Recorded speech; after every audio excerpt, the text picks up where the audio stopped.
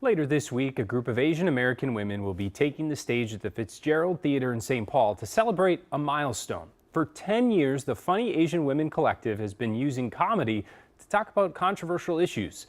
Heidi was at one of their recent rehearsals, and she's here now with a preview. Hi, Heidi. Hi, Kent. I spoke with the co-founders who told me we often hear about Asian Americans on the East and West Coast, but what about here in the Midwest? They set out to tell those stories uncensored. Woody and I would take very good care of Finding spaces to be yourself isn't always easy. Stay napping, you're too woke. Sometimes you have to create your own. Yeah, that's good. That's good. I like that. Funny Asian Women Collective, or FOC, is an organization that uses comedy to combat the dehumanization and invisibility of Asian women. So it sounds really serious. All to say, we host live comedy shows, we do professional development workshops, and we just do a bunch of random funny stuff to create spaces for Asian women to tell their stories uncensored. Mei Li Yang, Saimukta Dongpusai Vongsai, known as Mooks, and Naomi Ko are the founders of the Funny Asian Women Collective. It birthed out of Naomi's trauma. As they do does a lot of art. A lot of art, Yeah, yeah. yeah, yeah. Naomi did a show. She didn't do very well because she was censored and she didn't feel comfortable with censoring herself, like mid-reading of a poem.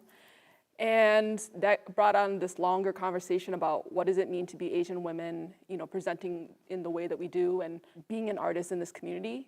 Why are we expected to say certain things or act certain ways? Okay. The group is their way to create space for Asian women to embrace their fuller humanity and do it uncensored. Asian second or third or fifth wives, where we learned how Asian women make great second or third or fifth wives. On the left is Riko Shibata. Rehearsals are now happening for their 10th anniversary show. This year is a pretty dramatic year. It's the election. We will have potentially maybe the first biracial Black and Asian female president of the United States. And that really kind of brought up a lot of feelings that Asian women and Asian American women feel about our politics and just kind of being stereotyped as second wives or just like dolls and window dressing for American husbands. Ladies, please. This sketch, written by Patty Kamea, explores that. I want you to try to go as high as you can. Sakina! Oh, it's gonna be hard to stay that high. I think the best compliment we ever got was from our first super show at the Ordway. An audience member said, "Y'all were so funny, I forgot I was watching Asian women." And Man, I was microaggressions. like, thank you.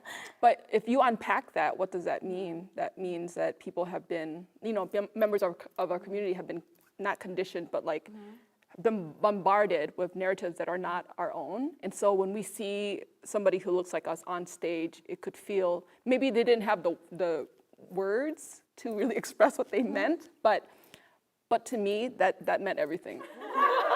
Community found in the spaces they created.